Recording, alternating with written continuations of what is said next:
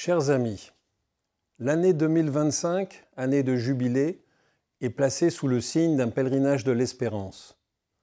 Je vous souhaite de suivre ce chemin auprès des personnes fragilisées par les accidents de la vie, mais aussi dans vos familles et dans vos gestes du quotidien. Nous avons vécu en 2024 une année marquée par une nouvelle aggravation de la pauvreté dans le pays. Celle criante de familles entières avec de jeunes enfants à la rue, sans aucune ressource pour vivre. Celle non moins terrible de familles monoparentales et de personnes isolées, dans les villes comme dans les campagnes, qui peinent à accéder à la protection sociale qui pourrait pourtant les préserver. Mais nous ne baissons pas les bras. Les actions continuent à essaimer sur tous les territoires et dans toutes les délégations pour définir des solutions ensemble avec les personnes que nous accompagnons.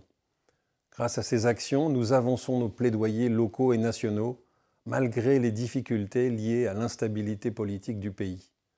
Par exemple, nous proposons des solutions à la problématique de la mobilité rurale, celle de l'accès digne à l'alimentation ou encore celle de la lutte contre la pauvreté. Défense des droits, avec cette année un focus sur les difficultés d'accès de tous aux services publics. À l'international, nous avons soutenu de nombreux partenaires, en particulier dans les zones les plus touchées par les guerres, comme le Moyen-Orient, l'Ukraine ou l'Arménie. Nous avons accueilli plus d'1 million de personnes en détresse. Il faut continuer de s'indigner d'un tel chiffre, mais il faut aussi se réjouir de l'élan de fraternité qui anime les bénévoles du Secours catholique. À l'heure où le jubilé 2025 vient d'être lancé, cet élan est pour moi ce qui nous fera parcourir le chemin de l'espérance.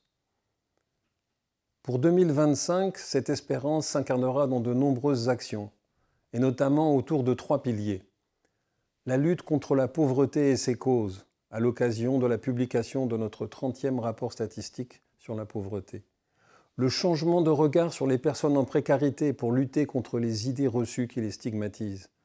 Il nous faut les aider à renforcer leur estime de soi. Enfin, la concrétisation d'une transition écologique juste en 2 temps. En mai, avec les semaines Laudato Si qui coïncideront aux 10 ans de l'encyclique, puis en novembre avec la COP30 au Brésil. Tout en gardant au cœur ce qui guide notre action au quotidien, accueillir inconditionnellement chacune et chacun, faire la place à toutes et à tous en restant un espace d'échange et de dialogue, se battre ensemble pour une révolution juste et fraternelle contre la grande pauvreté. L'espérance nous pousse à continuer, grâce à l'engagement renouvelé des donateurs, bénévoles et salariés. Un grand merci donc à toutes et à tous pour votre engagement et je vous souhaite une très bonne année 2025.